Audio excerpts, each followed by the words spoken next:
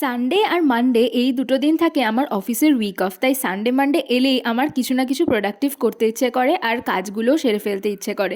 তাই আজকে ভাবলাম পুজো তো চলেই আসছে আর 2-3 সপ্তাহ বাকি, সবাই মিলে বেরিয়ে পড়ি একটু শপিং করে আসার জন্য। আজকে আমরা চলে গেছিলাম পার্ক স্ট্রিটের ওয়েস্ট সাইডে। সত্যি বলতে আমি এখানে অভনি মলে গেছিলাম, আমি তো সবসময় অভনি মল থেকেই সব কিছু কেনাকাটা করি, কিন্তু সেখানে সেরকম কালেকশন দেখতে পাইনি, তাই জন্য গেছিলাম ওয়েস্ট সাইডে। ওখানে কিন্তু কালেকশন বেশ ভালো ছিল আর খুব ওয়াইড রেঞ্জ ছিল।